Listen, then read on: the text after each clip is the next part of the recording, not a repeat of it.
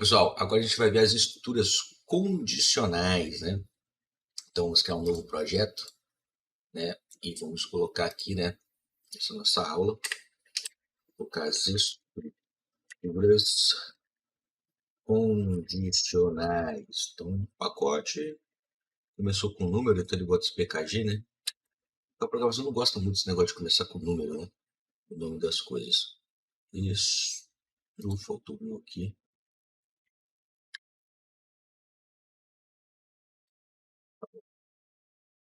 Já vai criar o nosso código main, né? Que é o principal. Então, aqui, ó, a gente vai ter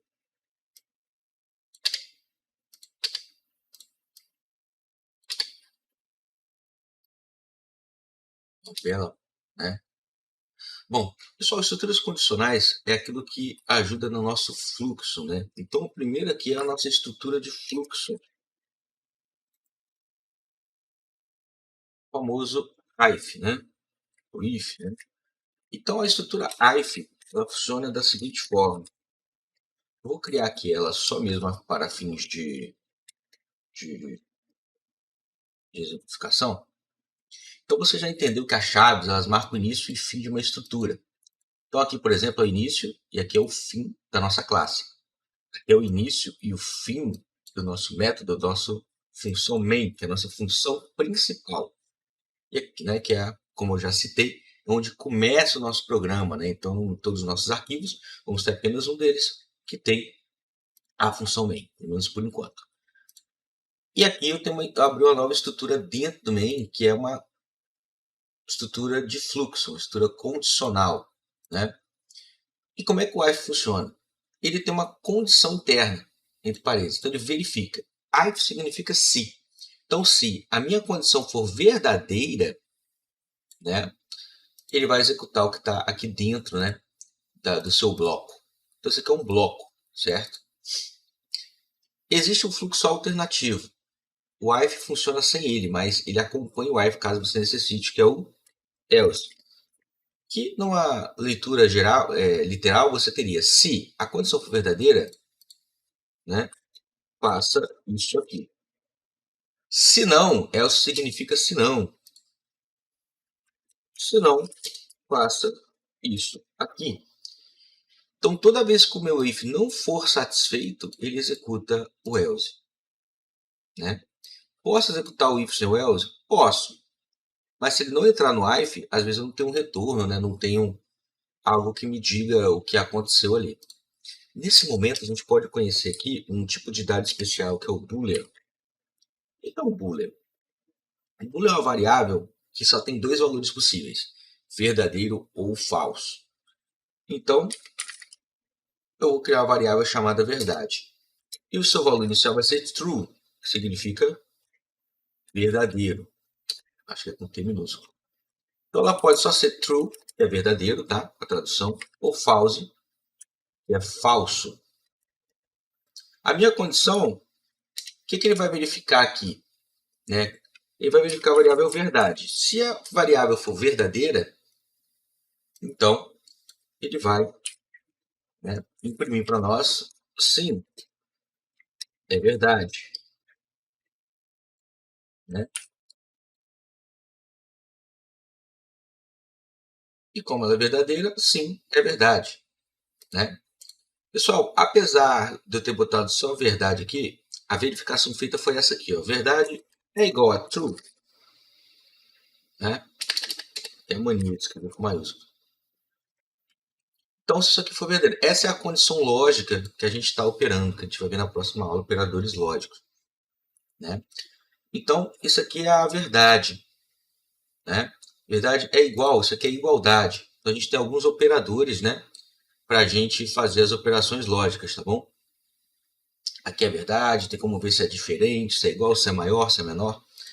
Então, eu não preciso escrever dessa forma, porque quando eu boto a variável, ele já verifica a variável booleana, né? O inteiro com 0, 1, né? O bytezinho ali, se é verdadeiro ou falso. Então, se for falso, ele não imprime nada, porque como foi falso, ele não entrou aqui, ó. E aí às vezes é difícil saber o que aconteceu. Então dessa forma a gente pode colocar o else, apesar de o if funcionar tranquilamente sem ele. E aí, toda vez que não for verdade, ele vai dizer que não é verdade. Então, como é falso ali, né? Ele vai dizer que não é verdade. Né? Show de bola, vamos à segunda estrutura do nosso estudo. A segunda estrutura do nosso estudo chama-se switch case. É uma estrutura de fluxo também. E ela evita que nós tenhamos que alinhar vários ifs. O que seria alinhar vários ifs? Vamos tratar aqui, por exemplo, uma estrutura com um texto. Vou botar aqui um string nome. E vou botar aqui, o nome é amarelo. Suponhamos que a gente está esperando que o usuário digite uma cor, né? Se você coloca a estrutura if e quer verificar as várias cores do seu sistema, então o nome é igual, viu a diferença do igual para atribuição que eu sempre falo? É igual a vermelho. Então, se for igual a vermelho, ele vai dizer é vermelho. Se não, vamos dizer que você quer que ele verifique uma coisa de cada vez. Quer ver que primeiro se é igual ao vermelho, depois se é igual ao amarelo, igual ao azul, depois se é igual ao amarelo. Então, você pode fazer aqui o alinhamento. Alinhamento é você colocar um if dentro do outro, né? Então, nome igual a azul, né? Então, como que vai funcionar essa estrutura? Ele vai dizer, o nome é igual a vermelho? Se não for, ele vai para o else if, ou seja, se não ser, ele vai fazer outra verificação. Ele é igual a azul? E aí, se for, ele vai dizer é azul. E assim você pode criar quantos else alinhados você quiser. Mas fica uma estrutura um pouco com a manutenção muito dificultada. E aí que entra o switch case, né? Aqui eu posso colocar um else if também. Vou fazer também para o amarelo. Então, olha só o recurso que eu gasto aqui. Eu tenho que passar em cada if e ficar fazendo verificação. E aqui ainda, ó, é amarelo. Se ele escrever a cor errada, ainda eu posso dizer assim, essa cor não tem, tá? Então, aqui uma estrutura simples. Então, ele vai verificar primeiro se é igual ao vermelho, não é. Depois vai tentar verificar se é igual ao azul, se não for, vai tentar de amarelo ou pé amarelo. Se eu botar uma cor qualquer, vou escrever qualquer coisa, ele vai dizer, ó, essa cor aí não tem. Então, olha só, se eu precisar mudar alguma coisa aqui, vou ter que verificar onde é que está. E outra, olha o recurso que você consome. Eu tenho que fazer uma, duas, três verificações para depois eu ver que não tem. Eu sei que é rápido, mas ainda assim demora-se um tempinho aqui.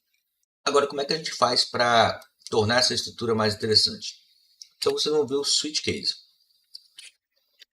O switch case é essa estrutura aqui, que ela é formada da seguinte forma, ela é um bloco, né? Começa aqui, termina aqui, que ela tem uma avaliação a partir de uma chave. Então, vamos dizer que a chave para entrar nos casos diversos, o que são casos? São condições em que o nosso switch case trata, né?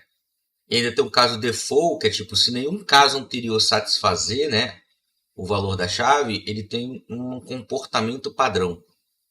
Então, vamos botar aqui o nome como chave.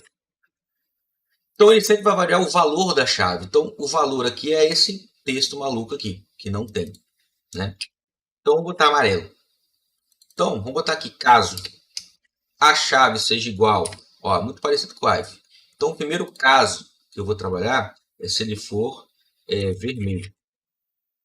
Então, aqui dentro vai estar a condição, né, desse caso. É a condição do caso. O break ele marca onde termina o caso. Então, olha só, dentro do switch case eu tenho um bloco aqui só para o caso for vermelho. Se a chave for igual a vermelho, ele vai executar aqui e vai fazer a mesma coisa, né?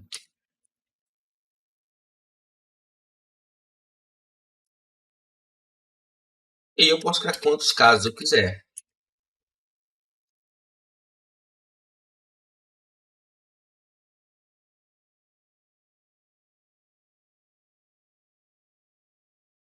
E agora, se eu não tiver nenhum caso desse for satisfeito, vai para o default.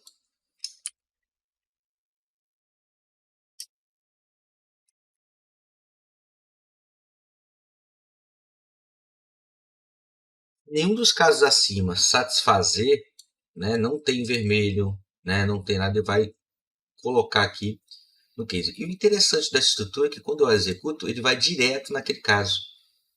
Ela tende a ser um pouco mais rápida do que vários ifs alinhados, né? Então ela vai direto para aquele caso. Para quem aí é mais antigo, né, você tem aquela ideia do go-to, né? Ele vai para aquela linha, para aquela estrutura de acordo com a chave, mas, enfim, só a nível de exemplificação. Claro, se eu botar aqui uma por nada a ver, né, ele vai executar aqui o default.